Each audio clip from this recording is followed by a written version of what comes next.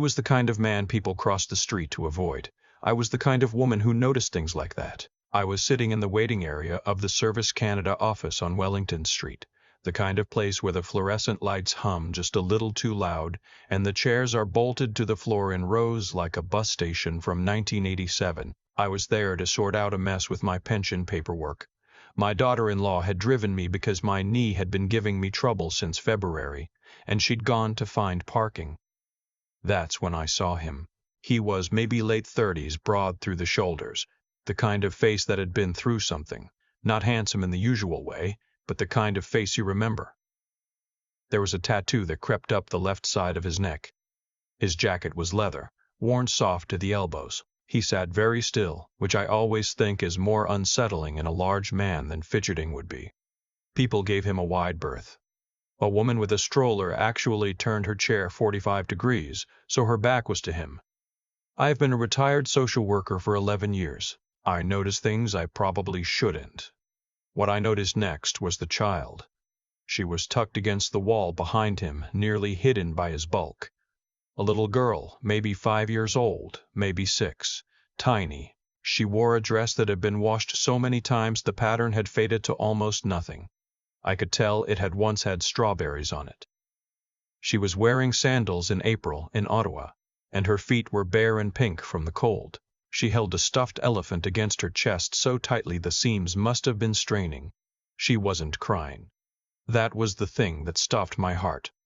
Children, that small, in a place like that in sandals in April, they should be crying or running around or demanding crackers.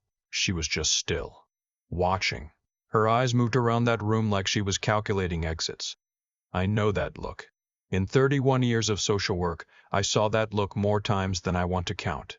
It is the look of a child who has learned that being invisible is safer than being seen. The man, her father, I assumed, leaned forward and said something to her very quietly. She didn't answer. He reached into the pocket of his jacket and produced a small bag of goldfish crackers. He held it out. She looked at it for a long moment, like she was waiting for the catch, and then she took one cracker, just one, and put it in her mouth. He didn't react. He just set the bag on the chair beside her within reach and looked away. That small gesture. I have thought about it every day since. My daughter-in-law found me 20 minutes later and I hadn't moved an inch. My son and I had been complicated for a few years by then. He'd married a woman I liked very much, which helped. But there had been a period where I'd said things I shouldn't have, and he'd said things back and we'd spent 18 months in a kind of cold truce that neither of us knew how to end. The grandchildren helped, eventually. You can't stay frozen forever when there's a 4-year-old asking you to read the same picture book 17 times in a row. I tell you all this because it matters for what came next. My daughter-in-law's name is Bridget, Irish family, Cape Breton originally. The kind of woman who makes a pot of soup when she doesn't know what else to do, which means there is always soup. She had driven me to the Service Canada office and she was waiting by the car when I came out, and I must have looked strange because she said, "What happened? Did they lose your file again?" "No," I said. "The file is fine. I need to tell you about something I saw." She's a good listener. She gets it from her mother, I think. She stood by the car in the parking garage while I told her about the little girl in the strawberry dress, the Sandys, the one cracker, the way she watched the room. Bridget said, quietly, "Did you do anything?" "No," I said, and I felt the shame of it like a stone. I couldn't sleep that night. My knee throbbed and I lay in the dark thinking about that little girl and her one cracker, and I thought, you spent 31 years walking into houses where children were not safe and you couldn't walk 15 feet across a waiting room? But there was something else too, something that had stopped me. The man, the way he'd handed her that cracker, the way he hadn't pushed when she didn't answer. There was something careful in how he handled her, something that didn't match what I'd assumed from looking at him. I've learned, in 11 years of retirement, that I am not always right. In the morning, I called my old colleague Francine, who still works with Children's Aid, and I told her the whole story. She listened and said, "Your gut is good, Claire. Your gut has always been good. What's it saying?" "I don't know," I said. "That's the problem." "Then let it sit," she said. "Usually it sorts itself out." It sorted itself out 4 days later at the metro on Merivale Road. I was reaching for a bag of wild rice when I heard a voice say, "Excuse me, do you know where the maple syrup is?" I turned around, and it was him. The man from the Service Canada office. Up close, he was even larger than I'd remembered, and the tattoo on his neck was a bird of some kind. A raven, maybe, with its wings spread. His eyes were gray. He looked tired. And at his side, holding his hand, was the little girl. She was wearing proper shoes this time, small running shoes, white with a pink stripe. New, or nearly new. Her hair had been brushed and put into 2 braids, not expertly done. There were lumps and a crooked part, but done with effort. She was still holding the elephant. I pointed him toward the syrup. Then I crouched down, because I was a social worker for 31 years, and I know you get on a child's level if you want them to trust you. And I said to the little girl, "I love your elephant." "What's her name?" The girl looked up at the man. He gave her the smallest nod. "Peanut," she said. Her voice was barely a whisper. "That's a beautiful name," I said. "Is she brave?" The girl considered this with the seriousness that only very small children bring to important questions. Then she nodded. "Good," I said. "Brave elephants are the best kind." I stood up. The man was watching me. Not hostile, wary is the word, like he was trying to read me. I said, "She's lovely." He said, "She's not mine." I said, "I can see that you're trying." Something shifted in his face, just slightly, the way ice sounds when it begins to go in spring. That small, distant crack. "I don't really know what I'm doing," he said. "Nobody does," I said. "That's not actually the important part." His name was Aldous, which surprised me. He didn't look like an Aldous. He told me later that he'd been named after his grandfather, who had come from Newfoundland, and that he'd hated the name his entire life until he was about 30, and then it had sort of settled on him, and he'd stopped minding. The little girl's name was Petra. Wait, no, the little girl's name was Wren. Small and brown-haired and watchful like the bird. She had been his neighbor's child. That's how it had started. He lived in a low-rise apartment building in Vanier, had lived there for 6 years, kept mostly to himself. His neighbor in 4B was a woman named, he called her Wren's mother, and I never pushed for more than that. Wren's mother had a boyfriend who came and went, and the walls in those buildings are not thick. Aldous worked nights, transportation logistics, long shifts. He'd started noticing things the way you notice a sound that doesn't quite fit. The child in the hallway at 2 in the morning, sitting on the floor outside the apartment door with her elephant. The same child at the corner store with the owner giving her a banana because she'd wandered in alone in December without a coat.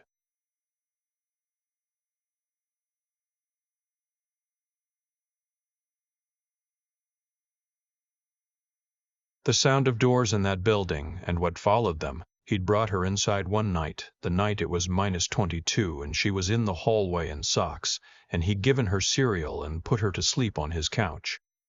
He had no idea what he was doing. He said he'd called the non-emergency police line and they'd told him to call the children's aid number, and he'd called that number. And it had gone to a recording, and he'd sat on his kitchen floor at 3 in the morning, staring at a child who was finally, for the first time since he'd known her, sleeping without flinching. "I didn't call anyone after that," he said. "I don't know if that was right." We were sitting in the coffee shop near the metro by this point. Wren was beside him with a hot chocolate, both hands around the cup, and she was watching me with those careful eyes. I had bought her a butter tart because I'm 67 years old. And a grandmother and I will buy a child a butter tart if I want to. She had eaten it the way she'd taken that one cracker in the Service Canada office, carefully, slowly, like she was making it last, like she wasn't sure when the next one would come. I said, "How long has she been with you?" 3 weeks, he said. "And her mother?" He glanced at Wren. He said carefully, "Away." I said, "Have you been to the Service Canada office because you're trying to figure out what assistance is available?" He looked at me like I'd said something that surprised him. Then he said, "I didn't know if I was allowed to ask." That sentence. Those 7 words. I had been carrying them ever since. I want to be careful here because this is not a story where I am the hero.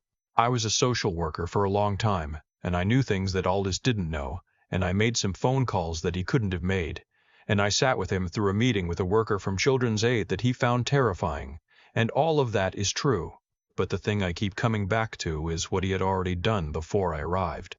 He had gone out and bought her proper shoes. He had learned to do her hair, badly, with effort, because she'd cried the morning he'd had to send her to school, with it unraveled, and he'd decided that wouldn't happen again. He had cleared out his spare room, which he'd been using for storage, and bought her a mattress and a set of sheets with small foxes on them because she had pointed at them in the Walmart and then looked away as if she knew she wasn't supposed to want things. He'd noticed she ate slowly, ate small amounts, stopped eating before she was full. He'd read about that, looked it up at 2 in the morning on his phone, understood it for what it was, and started leaving small snacks on the counter at the same time every day so she could see them and know they'd be there. He had done all of this with no instruction, no preparation, no experience with children, no manual. "I had a dog when I was 12, he told me once. I kept thinking about how I'd cared for the dog. Just keeping her fed, keeping her warm, keeping her calm, making sure she knew I wasn't going to hurt her." He stopped. "I know that's not the same thing." "It's more the same than you think," I said. The story of Wren's mother is not mine to tell in full. What I will say is that when the Children's Aid worker sat across from Aldous in that first meeting, she had a file that had been building for 2 years. There had been visits. There had been plans. There had been chances given and chances not taken, and a system doing what it can with what it has, which is often not enough. Wren was 4 years old. She had missed more kindergarten than she'd attended. She had 3 healing bruises on her left arm that the doctor at CHO had documented carefully when Aldous had taken her in, because he'd noticed them the first week and hadn't said anything to me because he hadn't known how to raise it. And then his own uncertainty had finally broken, and he'd taken her in on a Tuesday afternoon and stood at the intake desk and said, "I need someone to look at her arm. I don't know who hurt her, but it wasn't me." They had checked. They had believed him. It had taken longer than it should have. I sat with him in the waiting room at CHO that Tuesday for 3 hours while Wren was seen, and for most of it he didn't speak. He just sat with his 4 arms on his knees and stared at the floor, and once he said, very quietly, "I keep thinking about how many nights she was out in that hallway before the night I found her." "You found her?" I said. "That's what matters. Someone should have found her sooner." "Yes," I said, "they should have. There's no comfort in that. I've been in this work long enough to know you don't try to find comfort in it. You just sit with it.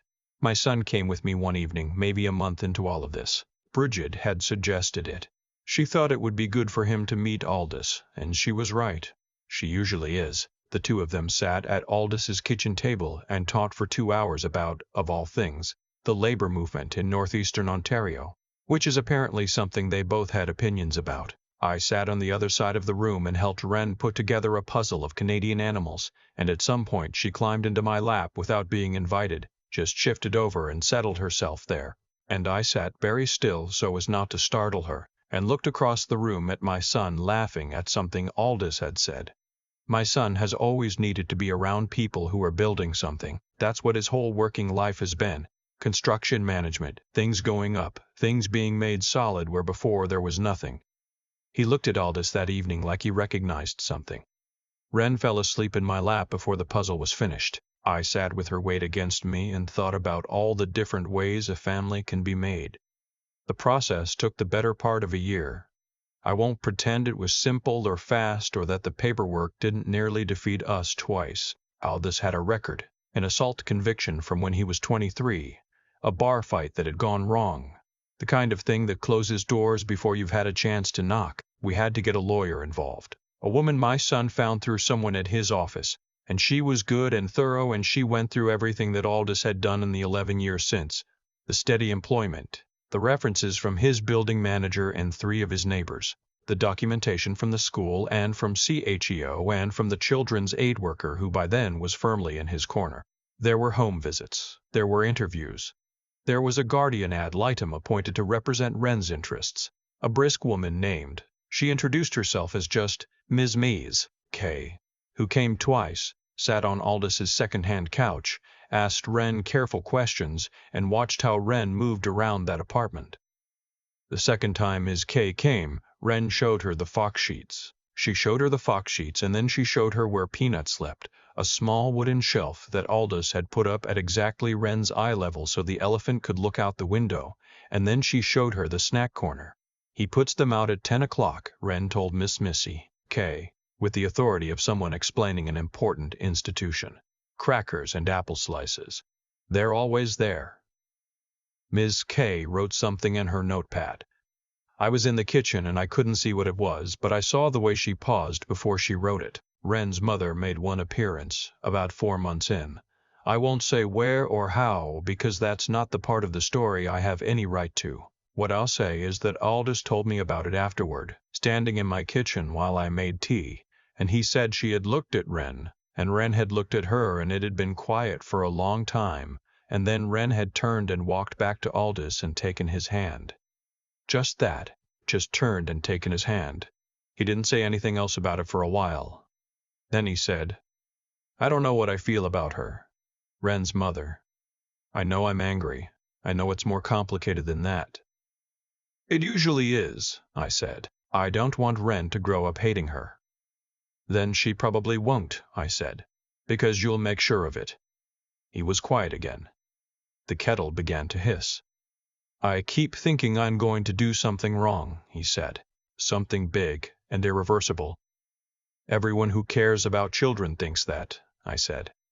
The ones who don't think about it are the ones you worry about. There's a moment from the final hearing that I have replayed in my mind more times than I can count. We were sitting outside the courtroom, Aldous, Wren, my son, Bridget, and me, waiting to be called. Wren was between Aldous and me, wearing a dress that Bridget had taken her to buy, blue with white buttons, and she had her elephant. She had become slightly more willing to put the elephant down by this point, but not on important days. She tugged on Aldous's sleeve. He bent down. She said in the particular half-whisper she used for things she considered serious, Are we going to get to stay together? He looked at her for a moment. I watched his face go through several things in about 2 seconds. Yes, he said, we're going to stay together. How do you know? Because I won't let anything else happen, he said. She considered this. Then she reached up and patted his cheek with one small hand, the way you pat someone to confirm they're real. And then she sat back and looked at the floor and swung her feet, which didn't quite reach the ground. I had to look away. My son put his hand over mine. When it was done, and it was done, finally, officially, on a Thursday in November, with the maple trees outside the courthouse, the color of a lit match, Aldous took Wren to the Museum of Nature because she had been asking to see the dinosaurs for 3 months, and he'd promised her they'd go when everything was finished. I didn't go with them. That was theirs. But it texted me a photo from inside the museum.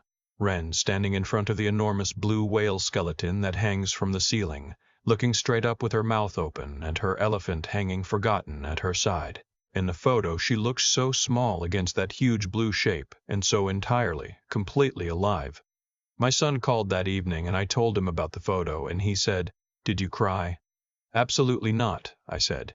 He laughed. He knows me. The thing about children who have been where Wren has been, I learned this in 31 years and I have not unlearned it, is that they don't heal in a straight line.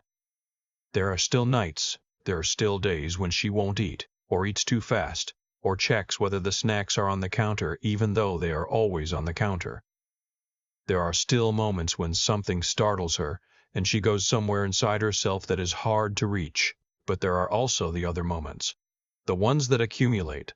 Wren teaching my grandson, who is 7 and deeply skeptical of most things, how to properly introduce yourself to an unfamiliar dog. Wren announcing at my kitchen table that she wants to be a marine biologist because whales are the size of a house, but friendly, mostly. Wren falling asleep on the drive home from our place, and Aldous carrying her inside and setting her down on those fox sheets and not waking her up, just pulling the blanket and leaving Peanut where she could find him in the morning. Small, ordinary moments. The best kind. Last Christmas, Wren made a card at school. The teacher had asked the children to make cards for someone important. Most of the kids made cards for their mothers or their grandmothers. Wren made one for Aldous. She drew the two of them, stick figures holding hands, her with the elephant, him with what I assume were meant to be tattoos, but looked more like purple lightning bolts. At the bottom, in the careful block letters of someone who has recently learned to write and takes the responsibility seriously, she had printed, "M.Y. Dead." Aldous showed me a photo of it on his phone, and then put the phone back in his pocket very quickly and looked at the middle distance for a moment. I pretended to be very interested in the contents of my handbag. Some things don't need to be witnessed to be real. Some things you just let happen in the space between people who have found their way to each other, quietly, in the middle of an ordinary life, which is where most of the important things happen anyway.